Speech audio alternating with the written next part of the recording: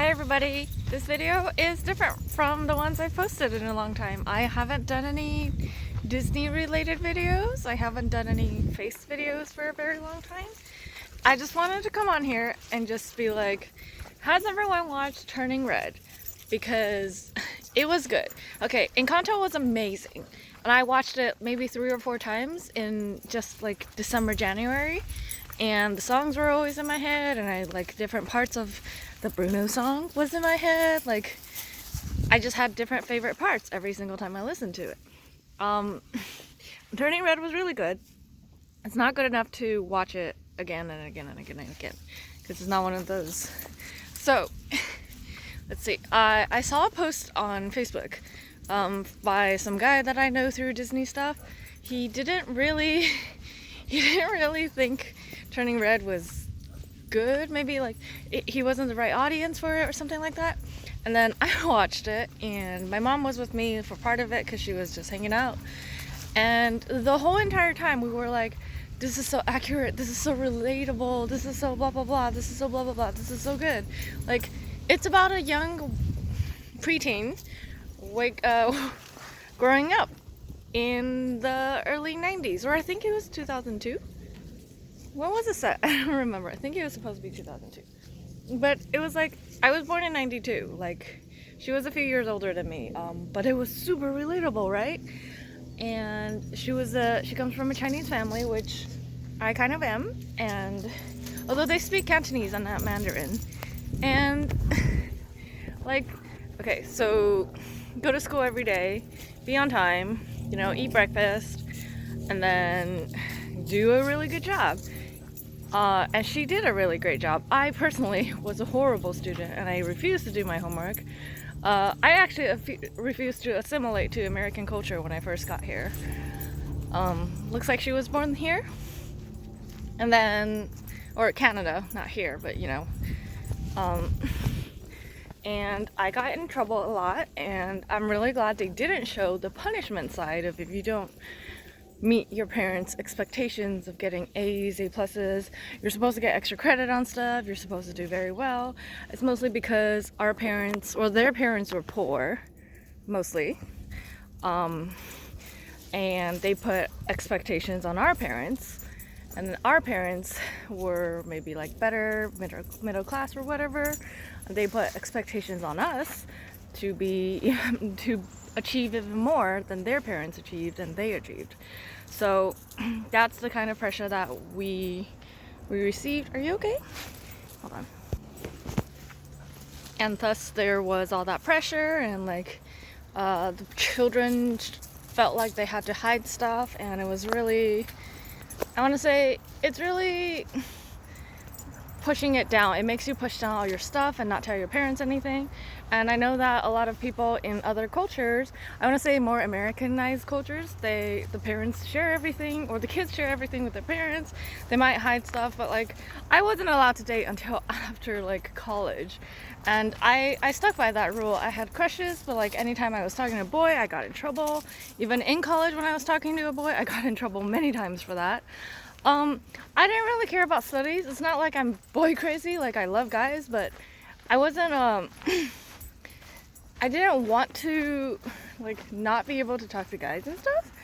And we weren't allowed to. And a lot of my friends and myself, it was really hard for us to, like, get into dating, because we've been, like, hearing people from high school, like, these people are hooking up with those people, these people are hooking up with those people. And, like, you're in high school, and from our small city, like, you don't really know what hooking up means. Like, first base, second base, just holding hands, going to the movies. Like, yeah, maybe, I don't know. But it was really hard for us to like boys and stuff like that. I remember when I was like 5 or 6, I had like this kid in my kindergarten class, and he was my best friend at the time, for 2 or 3 years after that as well. And I remember, well, they tell me this, and I don't remember exactly, but I remember that they boxed my ears, let's say that, for liking this boy because he was ugly. And as a kindergarten little girl, that's really not good. So I can't I can't imagine what May's going through. It's not the same course.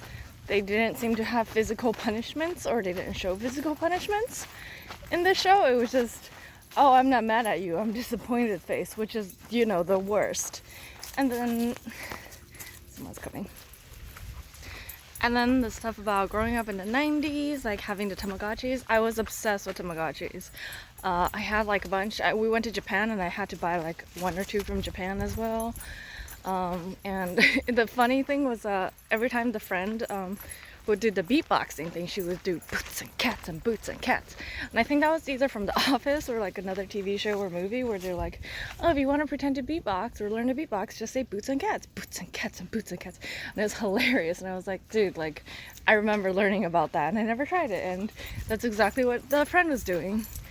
And it was just, you know, it's a really relatable movie. And I think every young person has sort of like, oh, you're gonna go to a concert and the person singing is gonna see you in the crowd and fall in love with you and propose to you on the spot. Like, I know I wanted to go to Jonas Brothers concerts because I wanted Nick Jonas to do that to me. Like, you're gonna have a seat so far in the back that they're not gonna be able to see you, let alone like tell that there's little people in there. Like, you are all gonna be a blur. But yeah, Turning Red was a great movie. It was really relatable, and I was watching it with my mom and we discussed how like maybe how embarrassing it was for like parents to call us by our nicknames in public. Like May's Chinese first name is Mei Li, which means pretty, but she called her Mei Mei, which means little sister. But she could also be repeating the word Mei twice, which is another thing that Chinese people do. We repeat a word twice and that makes it like a cutesy nickname thing. There's this guy loitering over there. And then like parents not understanding when we are embarrassed, which, you know, they weren't allowed to be as embarrassed as in their youth maybe, and that's why they don't understand when they're embarrassing us. And now like even me at this age, I'm like, oh, like I was embarrassed by some things that my parents did or something like that. But me at my age, I'm like, oh, if my kids did this, I would do this. And then I think about it later, I'm like, that would be so embarrassing for my kids. So it's like an endless cycle of repetition and everything. It's pretty funny. So Turning Red was good. If you want to look into part of what it's like to grow up in a Chinese or Asian culture with parents with high expectations, watch it. Also, Red Panda is so cute. The whole entire time my mom and I were just squealing every time, just like all the little kitties were. They were like, ee! Me too. And then just the intro of the movie was just fantastic and I loved it.